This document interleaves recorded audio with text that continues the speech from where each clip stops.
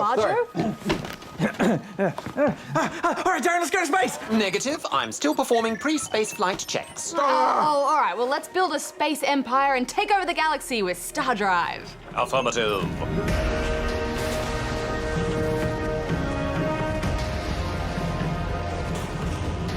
StarDrive comes from the long line of 4X strategy games that include classics such as Civilization.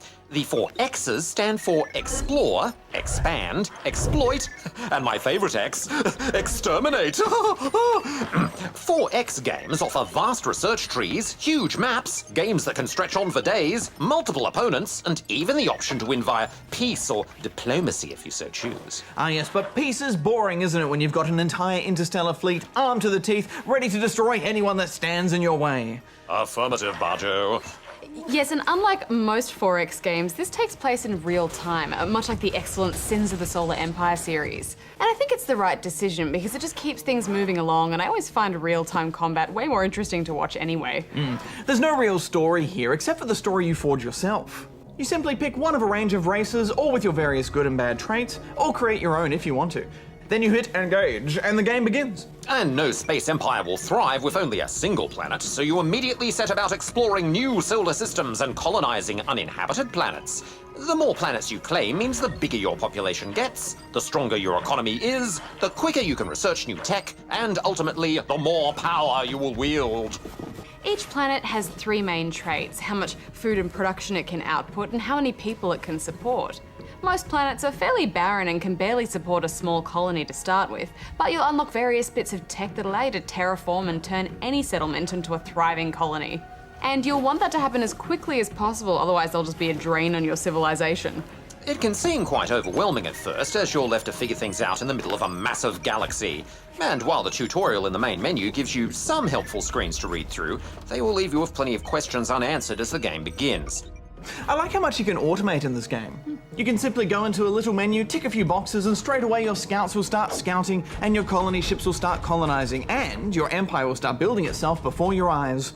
It takes away all that micromanagement, which can be frustrating in games like this. Yeah, I did find that could be a bit of a problem though. For example, as you expand, you'll come across other civilizations, and none of them have any issue with you unless you provoke them. The thing is, they often claim to have rights over various star systems that your scouts found, even if they haven't colonized it yet. But if you have auto-colonize on, then your colony ships will just waltz in and start a colony regardless, potentially kicking off a war. Yeah, and there's no way to tell them not to do that. Oh, one of my favourite parts of the game was getting to design your own ships. There are plenty of pre-made options to choose from, but if you prefer, there's an easy-to-use ship creator and editor, which lets you customise your ships to your heart's content. I like that you can put the ships in formations, but really you just win by sheer numbers rather than clever thinking. Although I do like that you can take control of ships individually if you want to. And there's even simple land battles and espionage missions you can launch, which add a nice extra layer to everything. And I did love how it looked when your fleet launches in and out of hyperspace. It's got that perfect little pop. And bigger ships tend to be slower too, so it's so satisfying getting your whole fleet to rendezvous just outside a system and then warp them all at once as an armada of doom.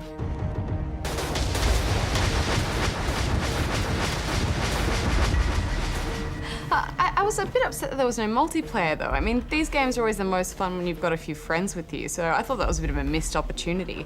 But we should wrap this up, Barjo. What are you giving it?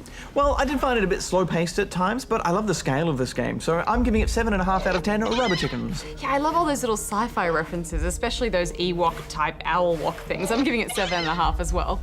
Darren to Kerry O'Brien, requesting clearance for interstellar time travel! Just for one, Darren, the data analyzing robot for the ruthless extermination of noobs. Darren, you said you'd take us with you. Well, I've run a series of computational simulations. Well, one computational simulation, and unfortunately your organic life forms would be unable to withstand the forces of interstellar time travel. What do you mean? What would happen to us exactly? You'd explode. Ugh. Well, implode. It'd get messy. But don't worry, I'll be back before you know it! No, it tickles. Oh.